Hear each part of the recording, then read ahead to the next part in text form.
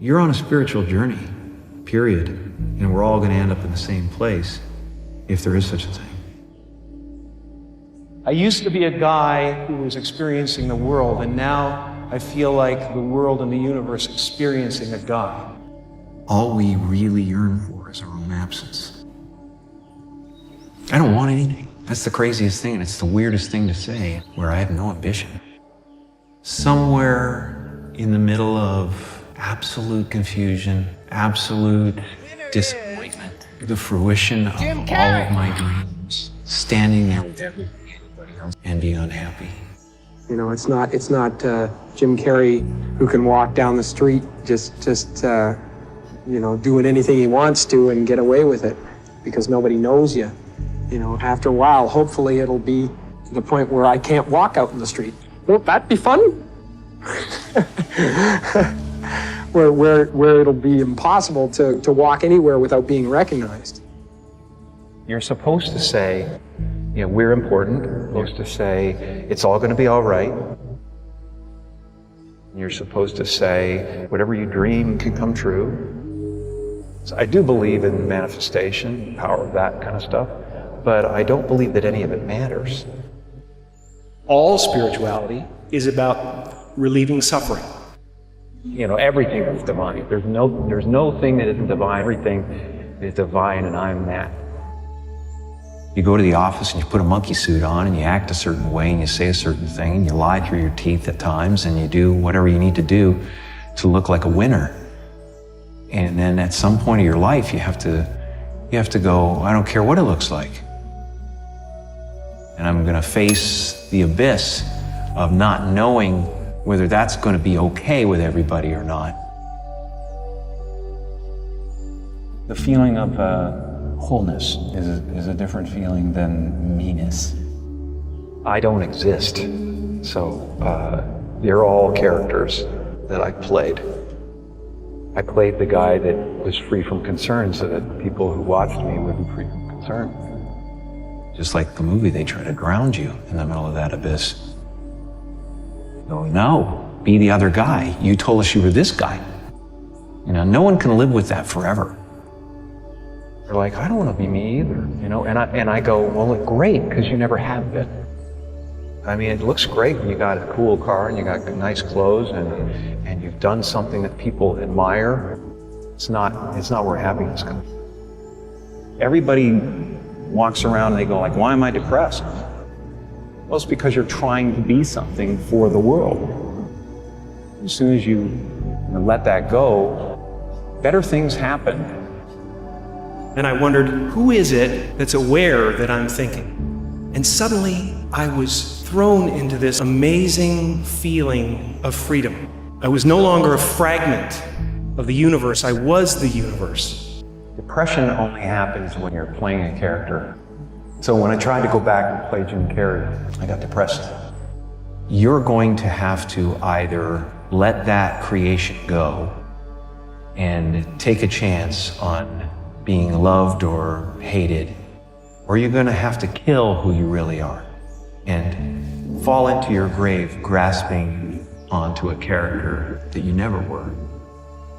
My father was not only the funniest man in the room, but he was a fantastic saxophone player. And before I was born, he had an orchestra in Toronto. But, you know, in order to be something special, you had to leave Canada and come down to the States, prove yourself in the States. He was a little bit afraid of that transition, and also he had a family to take care of, so he became an accountant. And as time wore on, it wore him down, and he got a little bit bitter, especially when he lost his job when he was 51. That really broke him. Not only was he compromising to raise a family, but when you compromise and you fail, it really hurts. It hurts even more than failing at what you love. So many of us choose our path out of fear disguised as practicality. What we really want seems impossibly out of reach and ridiculous to expect, so we never dare to ask the universe for it. I'm the proof that you can ask the universe for it. visualize things coming to me that I wanted or whatever. At that time, all it really was for me was making me feel better. I would drive home and think, well, I do have these things, and they're out there. I just don't have a hold of them yet, but they're out there. But it's important, especially for me, I would never show up anywhere if I didn't understand that everyone was broken in some way. Because ultimately, we're not the avatars we create. We are the light that shines through. The happy place is realizing that you're everything and that there's no real you involved in the first place. I have sadness, joy, elation, gratitude beyond belief, but all of it is weather. It spins around the planet. It doesn't sit on me long enough to kill me. How will you serve the world? What do they need that your talent can provide? That's all you have to figure out. As someone who's done what you're about to go and do, I can tell you from experience, the effect you have on others is the most valuable currency there is. And at a certain point, I realized, hey, wait a second, you know, if it's so easy to lose Jim Carrey, who the hell is Jim Carrey? It was more like you're supposed to say, you know, we're important. And you're supposed to say, it's all going to be all right. And you're supposed to say that, you know, whatever you dream can come true.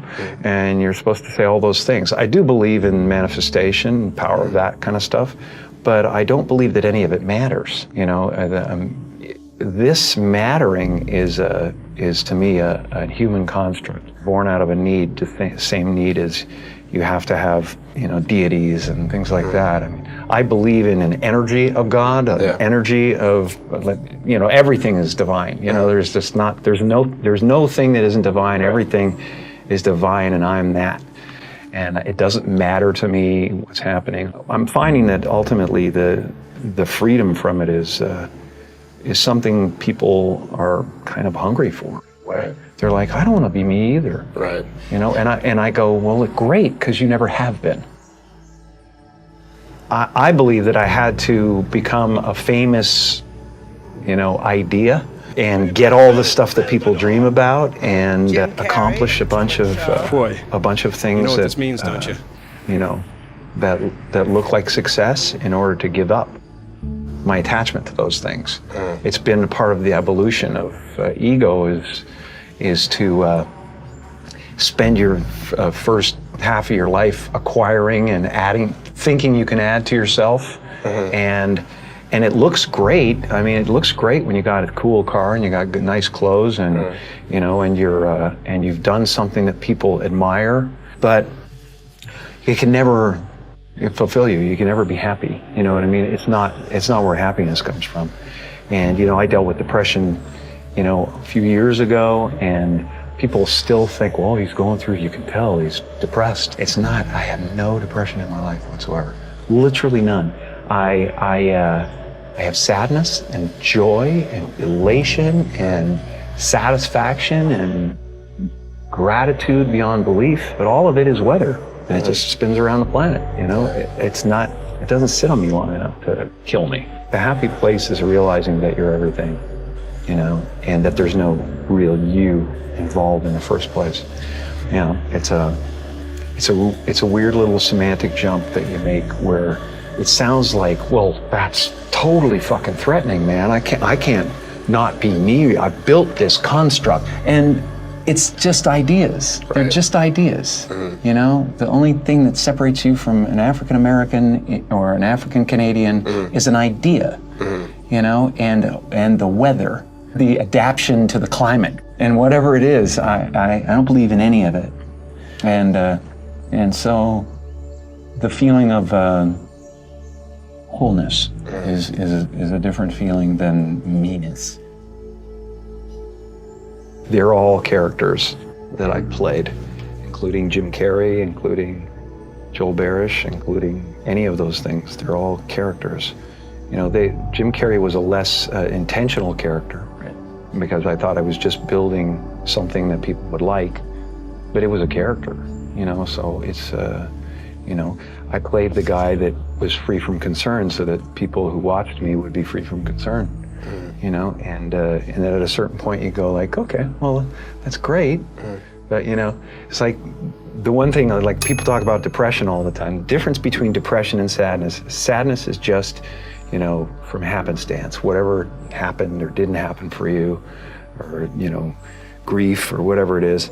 And depression is your body saying, fuck you, I don't want to be this character anymore. I don't want to hold up this avatar that you've created in the world. It's too much for me. Right. You know? And you should think of the word of depressed as deep rest. Deep rest. Your body needs to be depressed. It needs deep rest from the character that you've been trying to play. You know, the great and powerful Oz. I'm the great and powerful Oz. How dare you come near me? You know, kind of thing. And you're just the sweaty guy behind the curtain going, it's an amazing metaphor, you know, in that movie.